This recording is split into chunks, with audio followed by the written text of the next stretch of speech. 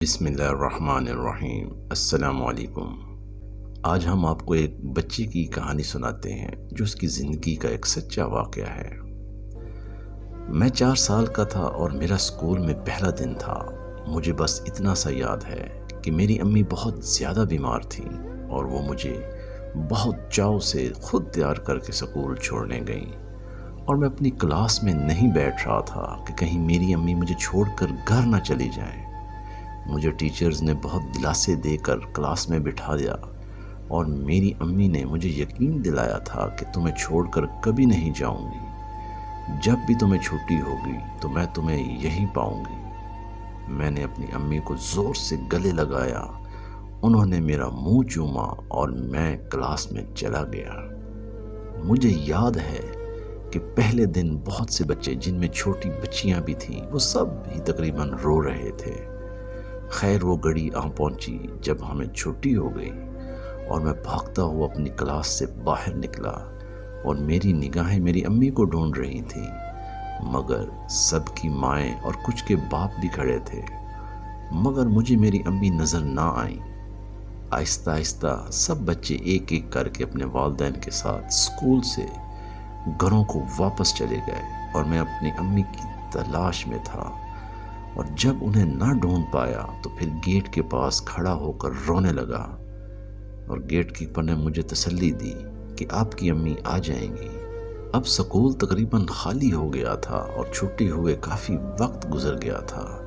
مجھے اپنے گھر کا راستہ بھی معلوم نہ تھا۔ میں اپنی امی کے انتظار میں رو رو کر پاگل ہو گیا تھا۔ میری معصوم نگاہیں تھک چکی تھیں۔ میں نے سوچ لیا تھا کہ میں اپنی امی سے ناراض ہو جاؤں گا کہ وہ مجھے چھوڑ کر کیوں گئیں، اور پھر اچانک میرے چھوٹے ماموں کی گاڑی گیٹ پر آ رکی، اور انہوں نے بھاگ کر مجھے سینے سے لگا لیا، اور ان کے منہ سے ایک چیخ نکلی، اور میں نے پوچھا، ماموں امی کیوں نہیں آئی مجھے لینے؟ میں کب سے ان کا انتظار کر رہا ہوں۔ ان کے منہ سے ایک دم نکلا، پتر تمہاری امی اللہ کے پاس چلی گئی۔ اور یہ جملہ میرے چھوٹے سے دل پر بجلی بن کر گرا۔ میرے معصوم کانوں کی سماعتیں شاید اتنا درد بھرا جملہ سننے کے لیے تیار ہی نہیں تھی، اور مجھے نہیں معلوم کہ ہم کس وقت گھر پہنچے۔ ہمارے گھر میں قیامت برپا تھی، اور میں یونیفارم میں اپنے ماں کی میت سے لپٹا بس یہی شکوہ کر رہا تھا، بس امی اتنا ہی پیار تھا آپ کو کہ آپ مجھے اسکول سے لینے تک نہ آئیں، پہلے دن چھوڑ کر ہمیشہ کے لیے چلی گئیں۔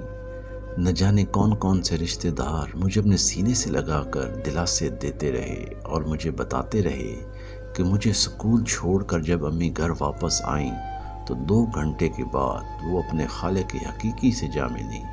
یہ سن کر میں نے اپنی دونوں معصوم آنکھوں سے سمندر بہا دیے۔ میں اس واقعے سے اتنا شدید ڈر گیا تھا کہ مجھے اللہ نے 3 بچوں سے نوازا، اور میں ان کو جب پہلے دن اسکول لے کر گیا تو چھٹی تک وہیں بیٹھا رہا، تاکہ میں کہیں کسی حادثے کا شکار نہ ہو جاؤں اور اپنے بچوں کو اسکول سے واپس لانے کے لیے پہنچ ہی نہ سکوں۔